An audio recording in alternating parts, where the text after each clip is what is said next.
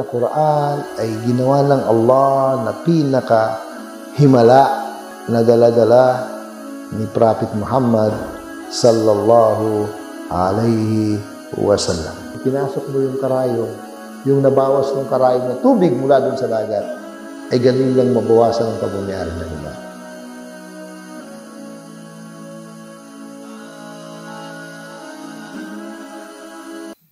Bismillahirrahmanirrahim. Alhamdulillahi Rabbil Alamin. Wala aqibatu lil muttaqina wala udwana illa ala dhalimin.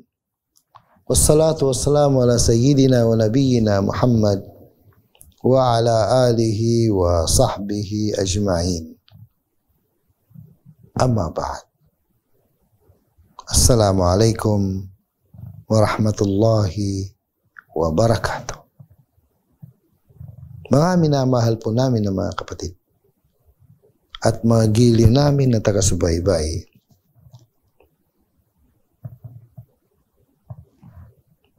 naipaliwanag natin ang mga nakasaad sa banal na Quran sa maikling pagpapaliwanag hinggil sa kalupaan, kalangitan at kabundukan, at konting paliwanag hinggil sa araw at saka buwan. Ngayon, ay balikan natin yung araw at saka buwan. Ano ang sinasabi ng Allah subhanahu wa ta'ala hinggil sa araw at saka buwan? Na-discovery ng mga makabagong eksperimento o pagka-discovery ang katotohanan hinggil sa himala ng banal na Quran na kung saan nilalarawan niya ang araw na pinapatunayan niya ng araw ay napakainit, pero nagulat, namangha ang mga unang mga mufassirun, mga unang nagbibigay ng kahulugan ng mga bersikulo na ito, na kung saan ipinapaliwanag ng banal na Quran na ang araw na ito ay ilaw na nagliliab, sabihin sa init, na kung saan ang kanyang init ay napakalayo ang agwat, malayong-malayo ang pagkakaiba sa init ng buwan. Dahil ang buwan ay maliwanag,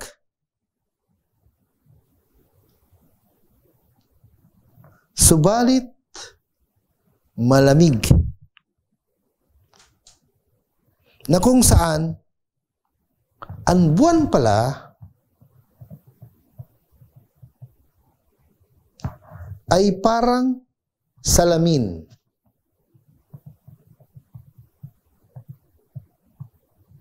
Na kung saan yung napakaliwanag na maliwanag na araw na mainit, kapag tumama siya dun sa buwan, yung liwanag na kasaka yung init ay nagre-reflect yung liwanag. At yun ang nagbibigay ng liwanag sa gabi, na liwanag ng buwan, na reflection ng liwanag ng araw.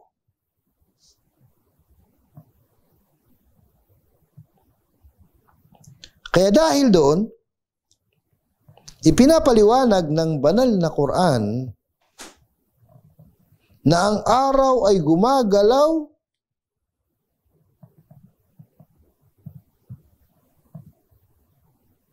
Allah Akbar dun sa kanyang kinaroroonan ng napakalimitado ng kanyang paggalaw para mapunta sa ibang kinaroroonan, kumbaga napakabagal. Kumbaga at napakababagal at saka kukonti.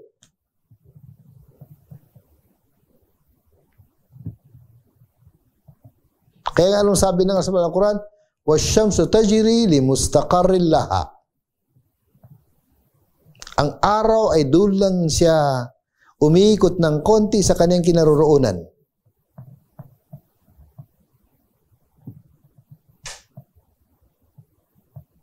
Allahu Akbar.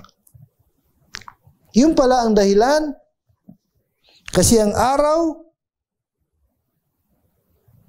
ay ang bilis ng kanyang pag-ikot dun sa kanyang kinaroroonan ay umabot ng 1,500 kilometers per second. Mabilis din, di ba? Kaso nga, doon sa kinaroroonan. Kasi, siyempre kasi, habang siya nandun sa kinaroroonan niya, yung buwan naman ay nakaharap sa kanya at nagre-reflect yung liwanag niya doon sa buwan. Yung buwan naman, nililiwanagan niya yung gabi. Di ba? Ang ganda ng liwanag ng buwan sa gabi na kaya mong tingnan. Samantalang liwanag ng araw, hindi mo kayang titigan. Ibig sabihin, ang bilis nung pag-ikot ng araw, doon na sa kanyang kinaroroonan ay 1,500 kilometers per seconds. I-compare mo doon sa mga bituin na nakapalibot sa araw na ganun din, sabihin yung liwanag nila nagmumula doon sa araw. Allahu Akbar. Na kung saan doon sa lugar na ibig sabihin doon lang umiikot siya doon sa gawing southwest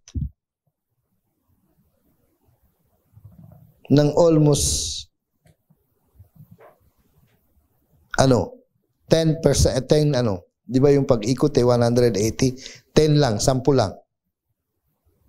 Mula sa dun sa al-najmul lami' al-musamma bin nisr al-waqi', dun sa bituin. Ibig sabihin, yung araw, kapag siya nagalaw, ay konti lang ang kanyang paggalaw ng, sabihin, halos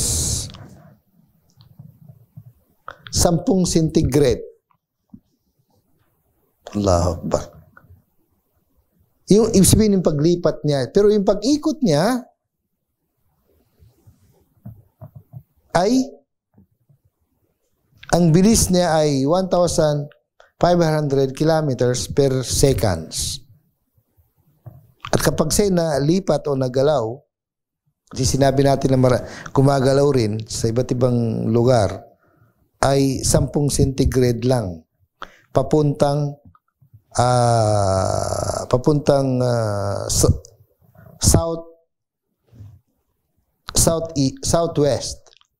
southwest.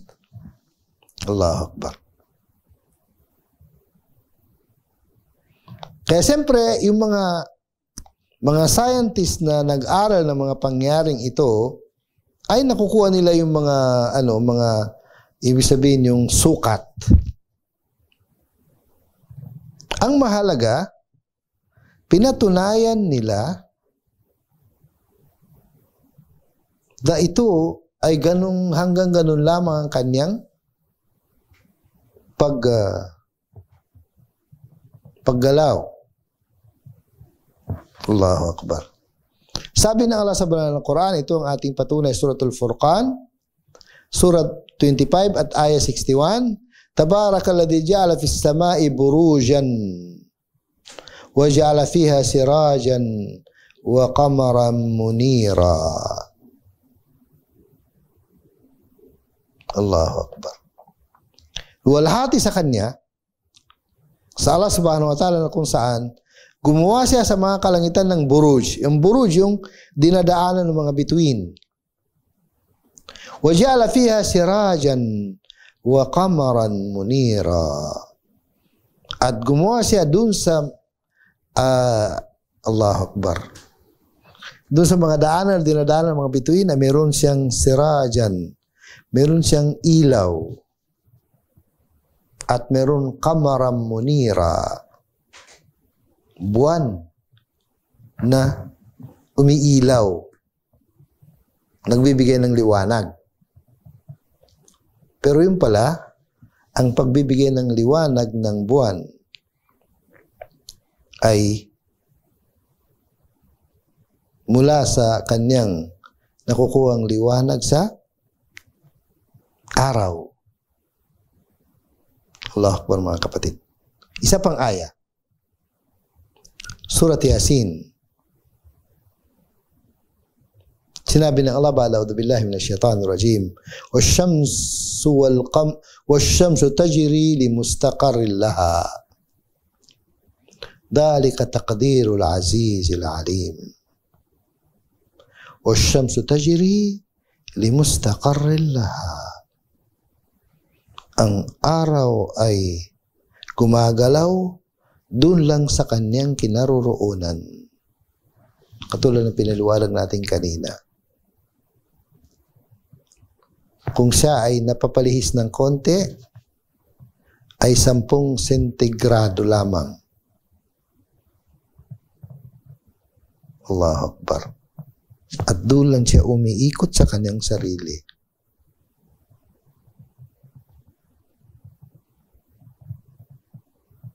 Allahu Akbar. Akala natin, ang araw, iniikutan niya ang mundo. Ayun pala, ang mundo natin, ang iniikutan niya ang araw. Kasi sinabi ng Allah, dito sa surat Yasin, wasyamsu tajri li mustaqarrin laha. Ang araw ay gumagalaw dun lang sa kanyang kinaroroonan. Allahu Akbar. Kung wala itong mga ayan na ito, mga kapatid, paano tayo maniwala? Paano tayo maniwala dun sa mga sinasabi ng mga scientists kung wala itong mga ayan na ito, mga versikulo ng banal na Quran? Mahirap paniwalaan. Kaya lang, nasa atin palang katibayan. Para patunayan ang kanilang mga discovery, pagkatapos ng kanilang mga eksperimento, ang kanilang mga discovery ay totoo. Sa paano natin mapatunayan na ito totoo? Kapag nabasa natin ang mga sinasabi ng Allah hinggil dito. Allahu Akbar.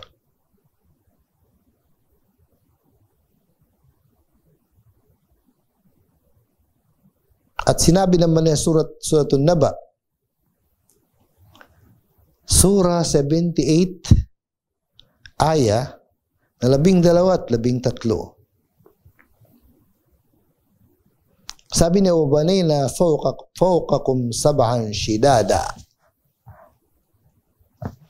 Ginawa namin sa ibabaw ninyo ang 7 shidada, ang 7 kalangitan ng mga matatatag, ang pagkatayo, pagkagawa, 7 kalangitan. At bawat kalangitan, ang pagitan niyo, sabi ng Propeta sallallahu alaihi wasallam, ay 500 taon. 500 taon? Allah, 500 taon? Bago mo marating ang pagitan ng 2 kalangitan. Siyempre, halimbawa, katulad ng edad natin, wala pa tayong 100 taon. Ganun kalayo ang pagitan ng mga matatatag na kalangitan na nilikha ng Allah subhanahu wa ta'ala. Allahu Akbar. Pagkatapos, sabi niya, وَجَعَلْنَا سِرَاجًا وَهَّاجًا. At ginawa namin, sabi ng Allah subhanahu wa ta'ala, ang sirajan, ilaw, wahajan, na talagang matindi ang sinag nito. Itong ilaw na ito. Talagang matindi ang sinag nito. Allahu Akbar, mga kapatid. Allahu Akbar. Ganun ka mga pangyarihan ng Allah subhanahu wa ta'ala. Diyan lang muna kayo, pagpatuloy po natin. Ang banal na Quran ay ginawa ng Allah na pinaka-himala na dala-dala ni Prophet Muhammad sallallahu alaihi wasallam. Pinasok mo yung karayong, yung nabawas ng karayong na tubig mula dun sa dagat, ay ganun lang mabawasan ang pagmamayari ng iba.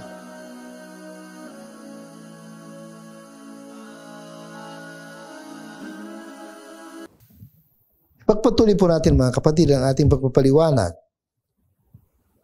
Ngayon ay naipaliwanag natin ang patungkol sa buwan at dun sa mga o patungkol sa araw pala at ang buwan siyempre. Ngayon ang pagpatuloy natin ang paliwanag dun sa buwan naman.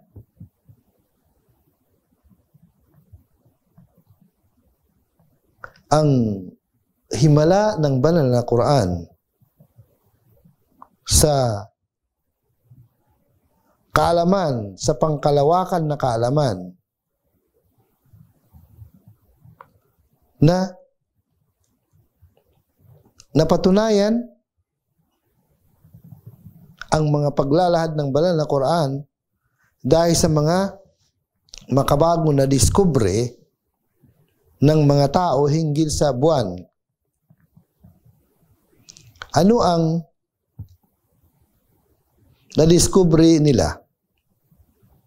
Katulad na ipaliwanag natin.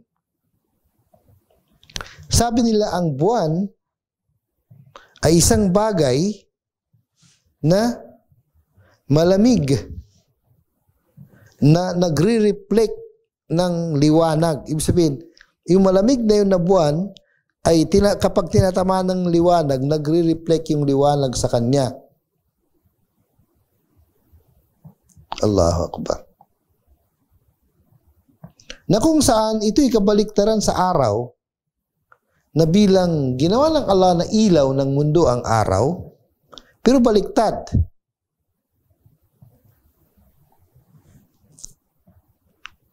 At nakikita natin, ayon sa nakikita natin, ang laki ng buwan ay halos kasing laki ng araw. Samantalang maliit sa araw ang buwan, mas maliit kaysa araw. Allahu Akbar.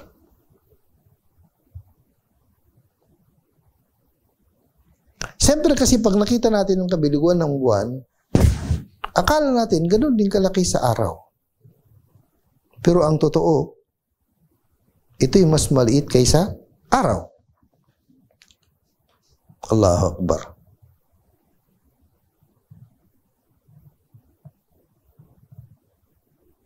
Okay.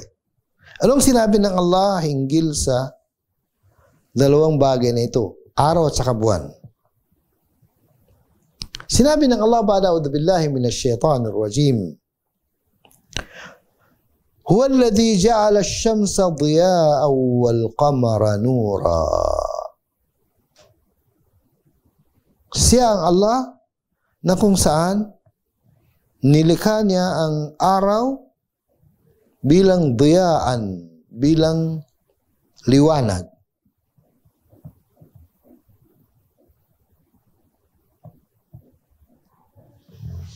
Bilang liwanag na nagliliwanag. Daw, sabihin, daw parang yung liwanag ng liwanag ng ilaw. Diba, ilaw na katulad ng ilaw na yung galing sa kuryente na ilaw, ay yung daw, sabihin, nagbibigay ng liwanag. Samantalang sabi niya, wal qamara nuran, ang buwan ay maliwanag. Tingnan niyo, liwanag at saka yung maliwanag. Wa qaddarahu manazil li ta'lamu 'adada as-sinin wal hisab. At ito ay meron siyang kinaroroonan sa kalawakan.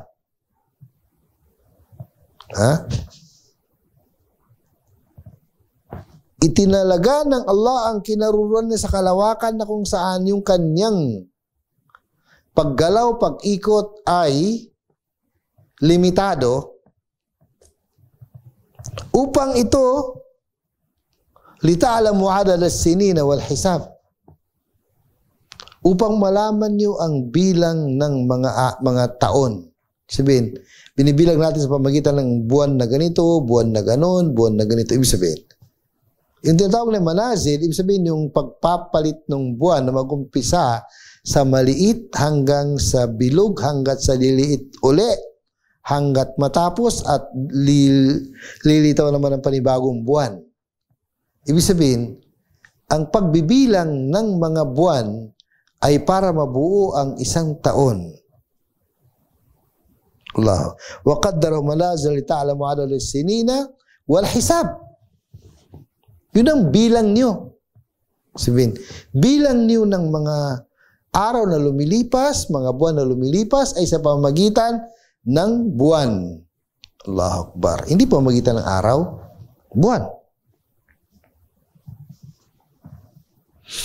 Ma khalaqa Allah dhalika illa bil haqq.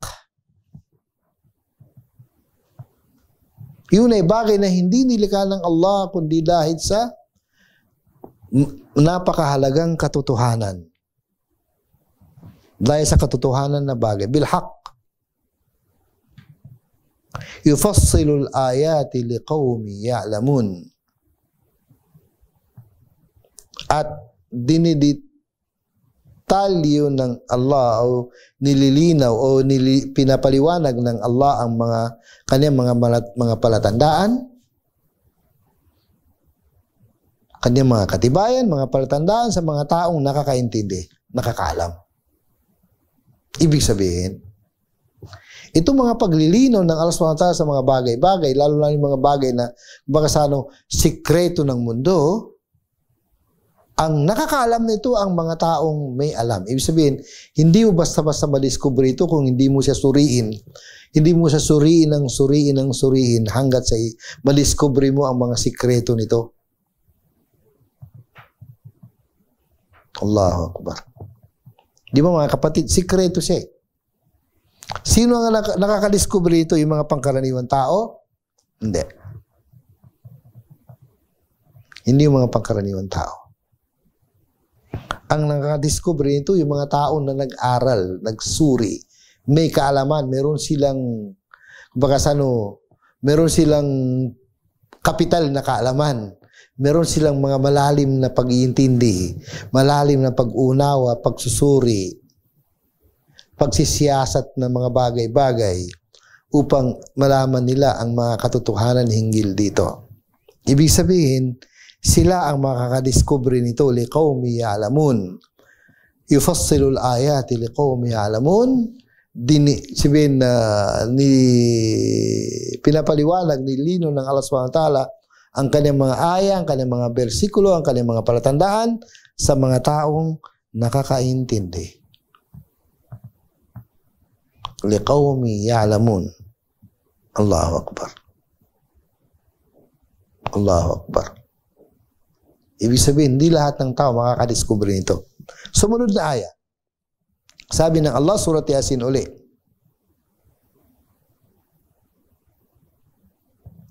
Sabi niya, wal qamara qaddarnahu manazila hatta 'ada kal urjunil qadim.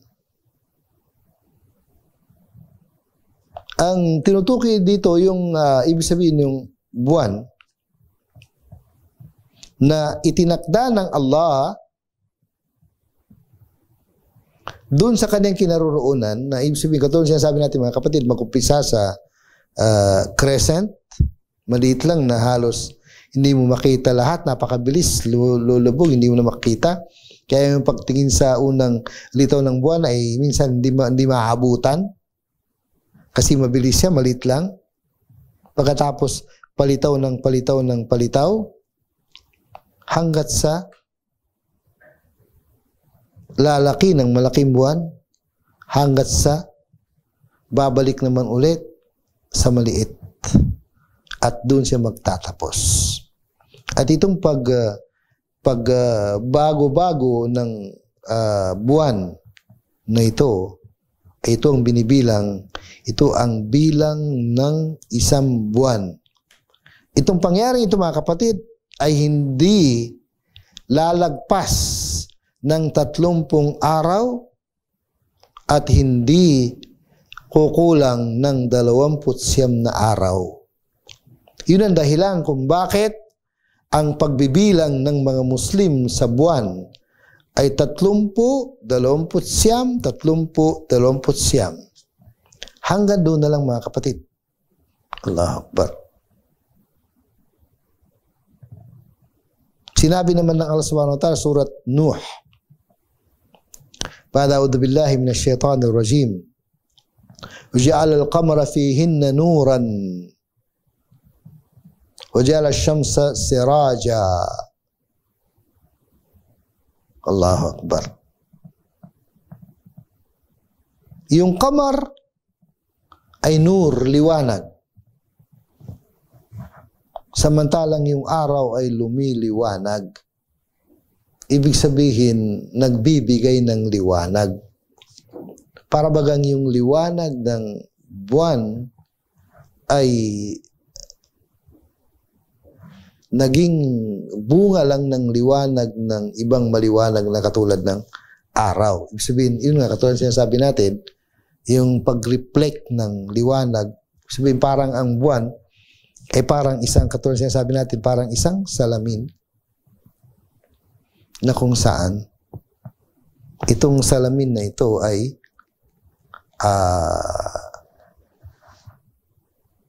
kapag tinamaan ng maliwanag ay magre-reflect yung liwanag. Kaya yun ang liwanag na idinudulot ng buwan ay ang reflection ng liwanag na nagmula sa araw, katulad ng ating sinasabi. Kaya tinawag ng Allah na yung buwan ay liwanag, samantalang ang araw ay liwanag pa rin, pero nagbibigay ng liwanag. Allahu Akbar. Kaya ganun ka ganda,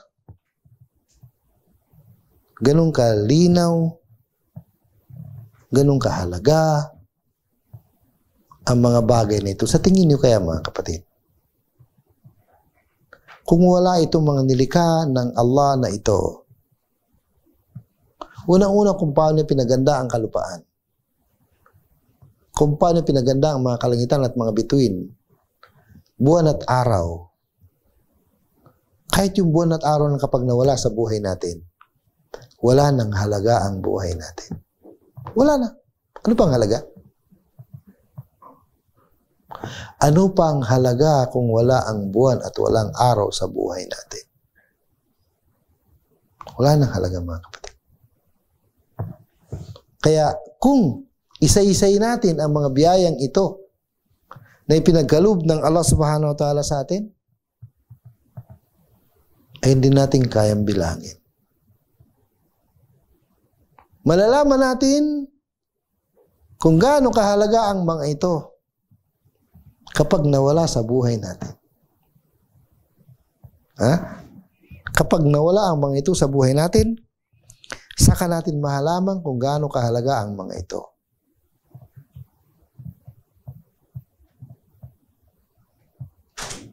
Okay. Buwan.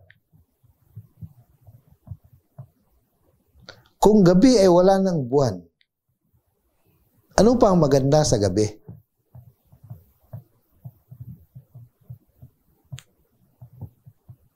Ano pa ang maganda sa gabi? Siyempre, iba rin ng liwanag ng buwan, iba yung liwanag ng ilaw na ginagawa natin.